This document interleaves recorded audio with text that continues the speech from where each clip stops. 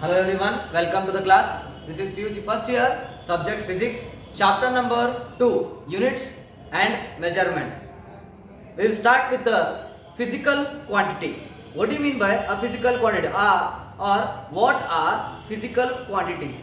Any quantity which can be measured is called physical quantity. Nothing but any quantity which you are able to measure, which you can measure, that quantity is called physical quantity. For example, you can measure a length of an object.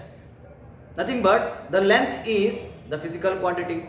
You can measure mass of an object. Nothing but a mass is a physical quantity. You can measure the time taken by an object to cover certain distance. Then you can measure the time, right? You can measure the temperature of an object, right? You can measure density, volume of an object, which means the any quantities which can be measured, they are called physical quantities, right? So how you can write these physical quantities, right? So here the definition will be like this: any quantity which can be measured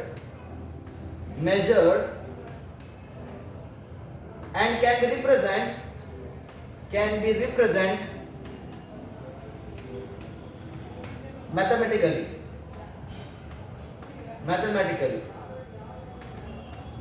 That is called physical quantity. For example, length, mass, time, speed, velocity, area, volume, density, right? So these are the physical quantities which you can measure. Not only these, many physical quantities are there which you can measure.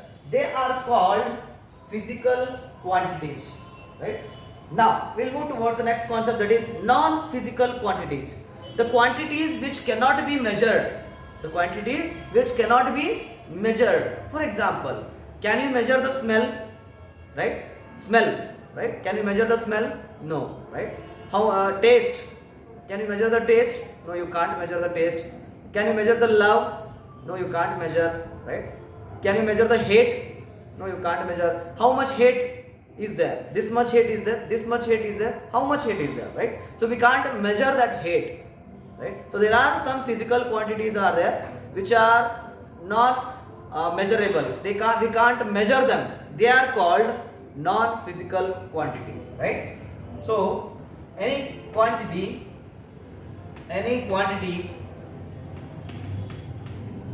which cannot be measured,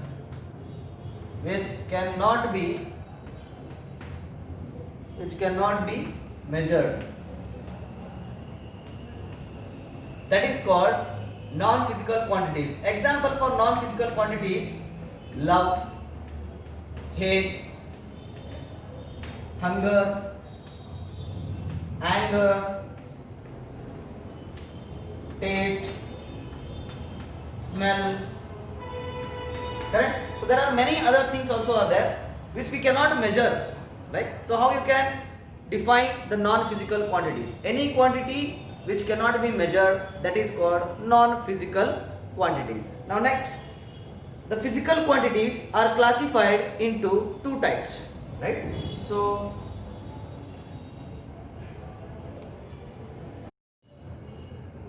the physical quantities are classified into two types. The first one is fundamental physical quantities and the second type is derived physical quantities. See here, physical quantities are classified into two types. The first one is fundamental physical quantities. The second one is derived physical quantities. Now let us define what are fundamental physical quantities. The any physical quantity which is independent of any other physical quantity, that is called the fundamental physical quantity. Any quantity which is independent from any other physical quantity, any other physical quantity, that is called fundamental physical quantity. For example, so length of an object does not depend upon its mass, or the time does not depend upon the mass of an object. Correct? These three are independent from each other, right? For example, two persons are there. Both the persons are having the same height, 167 centimeter. Another person is also having a height of 167 centimeter. Correct? But it is not necessary that all the persons who are having 167 centimeter should have a 60 kg mass only. Is it good or is it right? No. So mass and length are independent of each other. Mass does not depend upon length and length does not depend upon mass, which means these are independent physical quantities. They are called fundamental physical quantities. For example, temperature. Is the temperature depends upon the mass of an object? No, it does not depend upon mass. Is the temperature depends upon the length? No, it does not depend upon a length. So it is a fundamental, right? It is independent from any other physical quantity, right? So this is called what? Fundamental physical quantities. Example of fundamental physical quantities are length,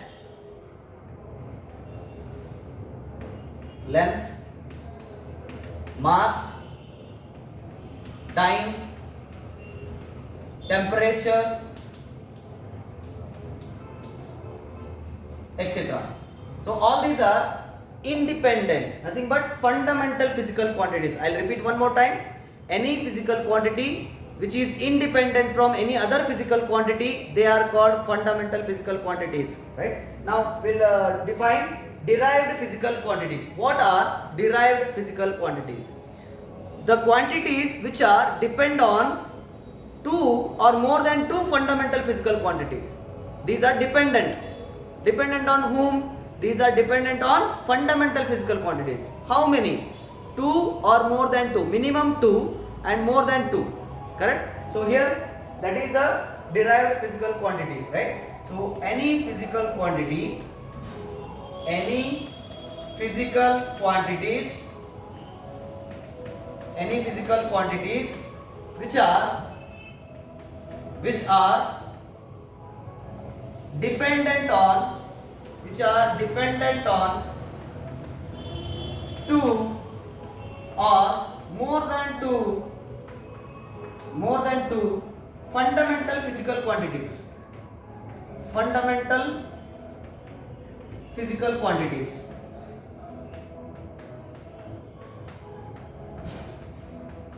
Example,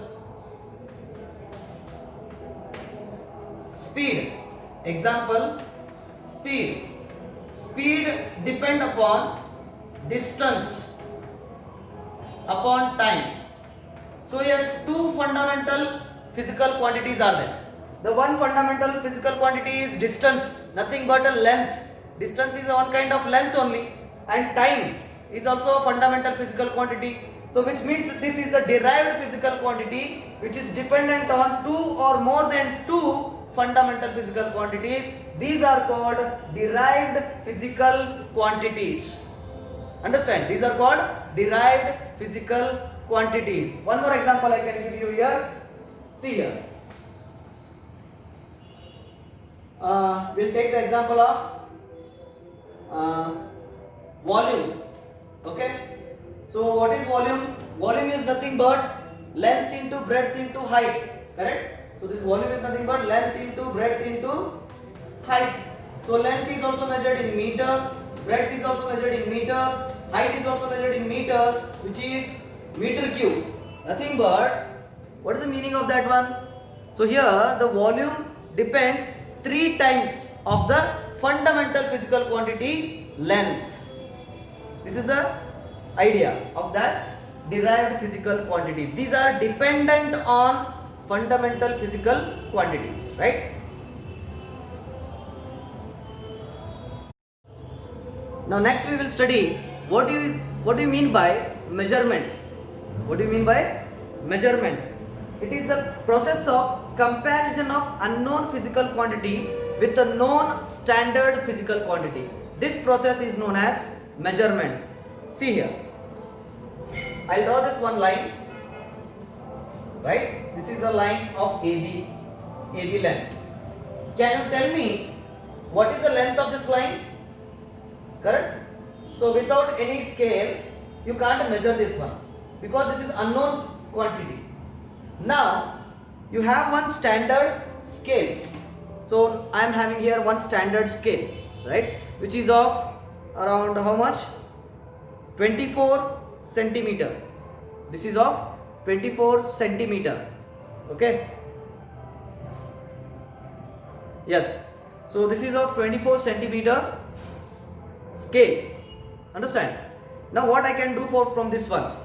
This is a standard known physical quantity, right? And this is unknown physical quantity.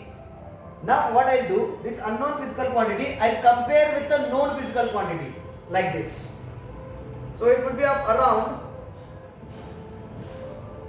29 centimeter. It would be around 29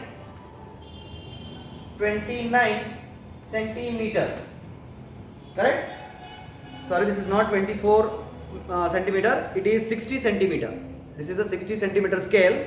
So when I compare this unknown physical quantity with the known standard physical quantity, it would be 29 centimeter. This phenomenon is called as what? Measurement. The process of comparison of unknown physical quantity with the known physical quantity is called what? Measurement. So you can write here, it is a method of, or it is a process of, comparison of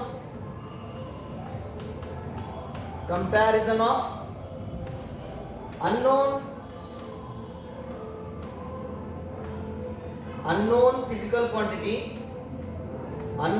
physical quantity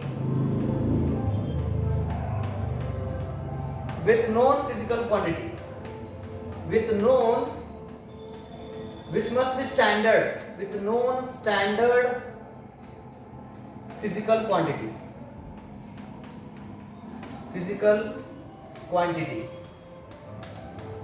As I said, this length is unknown. When I measure with the scale, it would be 29 centimeter.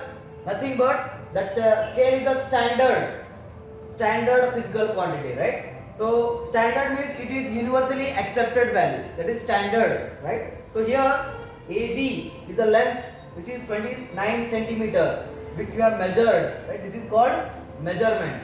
Correct? Now terms required to measure the physical quantity. Now you measured. What are the terms related or terms required to represent that measured physical quantity?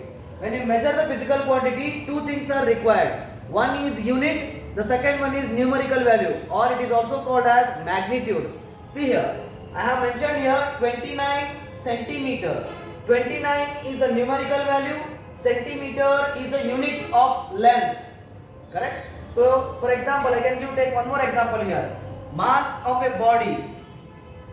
Mass of the body is equal to 10 kg. Here 10 is called magnitude or numerical value, where kg is the unit of mass, right? So here 10 is the magnitude, whereas kg is the unit of mass. So the terms required for measurement of physical quantity is two terms are required. One is unit and another one is numerical value. As I have taken here two examples. This is the example for measuring the length. When you measure the length, you should express that in either in a meter or centimeter or millimeter. And here this is the numerical value or magnitude. Mass of the body is 10 kg, where 10 is the magnitude and kg is the unit of mass. Kg is the unit of mass. Okay, so this is how we are going to represent a measured physical quantities. Now we'll discuss about what is unit.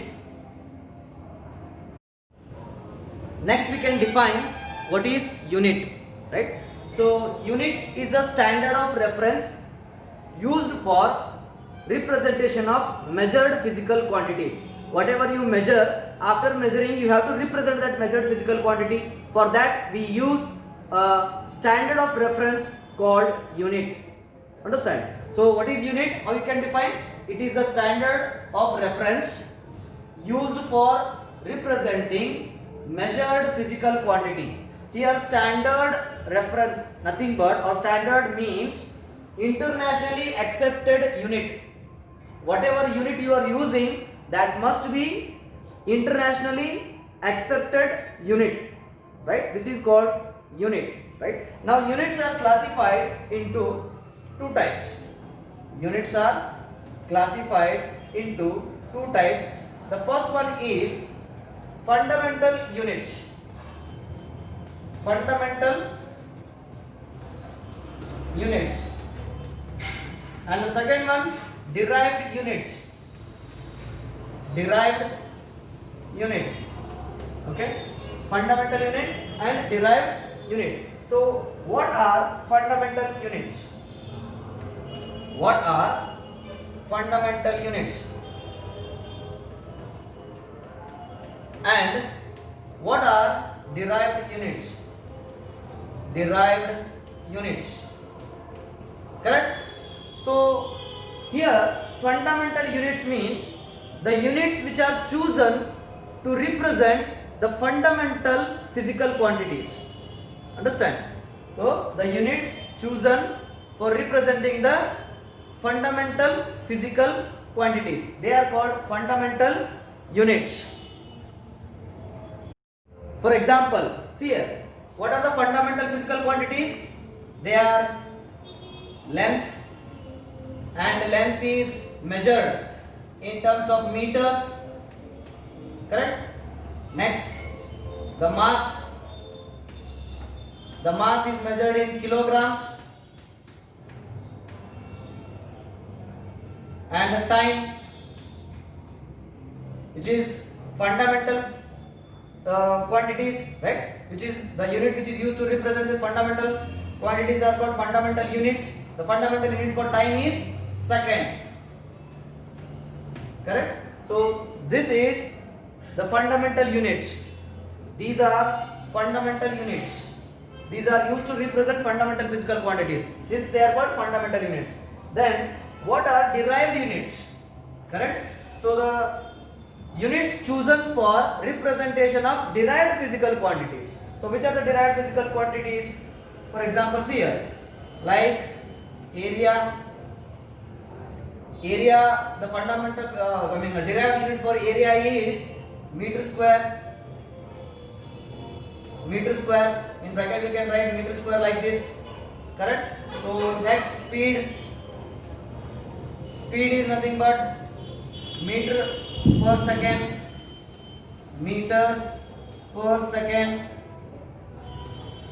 that is meter per second, like that, right? So force, like that also we can define for force is nothing but kilogram meter per second square, right? So these are the units which are chosen to represent the derived physical quantities. They are called derived units, right? So the units chosen to represent the fundamental physical quantities, they are called fundamental units. The units chosen for representing the derived physical quantities, they are called derived units.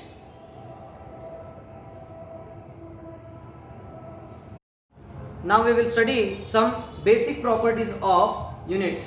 If you are choosing a unit, it must have some properties. For example, here I have listed some properties of units. The first property is that it must be a well defined. A unit must be a well defined. What do you mean by the well defined? For example, we have chosen the unit of length is a meter. Then how the meter is defined? The meter is defined that it is a distance traveled by a light in vacuum, right? It's a distance traveled by light in vacuum 1 by 29999792458 of a second, right? So this much distance it will travel in 1 second. One of 2,999,792,458 of a second. That is the total distance. That how much distance it travel within this time, this time interval is called 1 meter. Understood? See here, the distance traveled by the light, right, in a vacuum within a second. How much second? 1 by 2,999,792,458 of a second.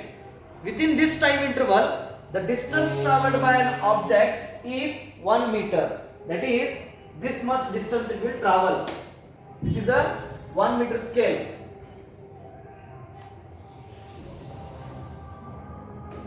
So, this is the distance traveled by the light in vacuum with a time interval of 1 by 2,999,792,458 of a second. That distance is called, this distance from A to B, this distance is called 1 meter, which will be a well defined, right? So this is called well defined, right? So we can use which alloy this is? This is a platinum iridium alloy cylinder, which is used for 1 kg of mass, right? Platinum iridium alloy, that is cylinder. There is a standard which is kept in a where International Bureau of Weights, there it is kept in Paris. So that standard iridium alloy, right? Iridium platinum alloy, whatever it is there, that is a standard value, that is called well defined, right? Now we will move to the second point. It must be a convenient size. See here, this meter scale is a very convenient size. It's not so big, right? This meter scale is a very convenient. We can use this one, right? So it must be a convenient size. For example, you can see here, to measure the mass of 1 kg, the standard unit for mass is what? Kg. So what is the value of kg? Kg is nothing but this much. One stone will be there, right? Which will be a convenient size. That is the second point. It must be a convenient size. The third point, it should not change with the time, temperature and place. This is very important, right? So this platinum iridium alloy, whatever it is there, this should not change its value with respect to time, with respect to temperature, with respect to place. For example, morning 9 o'clock it has some value, and evening 9 o'clock it should not change its value. It should be same, 1 kg only, right? It should not change with the time. That is the first point. Second point, now the morning 25-30 degrees Celsius is there. At that time it's mass, and when evening at 6 o'clock, 7 o'clock, 25-22 degrees Celsius is there at that time. At that time also it must have a same mass, which means if the temperature increases or decreases, its value should not change. Standard value should not change. Now place, right? You measure anywhere. Either you measure in Himalaya, or you measure in Rajasthan, or you measure in Karnataka, anywhere, its value will remain same. That should not change with the place also. That is a property of unit. That is called what? It should not change with the time, temperature and place. Okay. Next, fourth point. It should be easily reproducible. Reproducible means what? For example, we have only 1 kg standard value. Then how you are making it to a 10 kg? Correct? Like that, these 1 kg stones, 10 stones we can produce. That is called reproducible. For example, this is a 1 meter standard meter. If you want 10 meters, what you will do? You will just measure 10 times, which means which can be reproduced. So this is called reproducible. So it must be a reproducible. Next, fifth point, it should be accessible easily. What do you mean by accessible? Every person can access that unit. Every person should understand that unit and use that unit. Whenever we go to the grocery shop, we say that give some goods of 1 kg. We see that whether it is there, 1 kg is there or not. We can access that. We can understand that whether this is 1 kg or not. Whenever we go to the cloth shop, we said that fellow give 1.5 meter of shirt piece. 1.5 meter of shirt piece. What he will do? He will take the 1 meter scale and he will measure one time and another measure half. So this will be a 1.5 meter. He will measure and he will give you. That you will understand that this is correct measurement. Correct? If suppose he took his hand and measured this much, and half of that hand if he gives, will you accept that? No. My hands are big, so you will be happy. Instead of mine, another short fellow is there, a small boy is there, and if he made to measure from that fellow, you will be under loss. So there must be a standard scale should be there, right? This is why the importance of units, right? These are the important properties of units.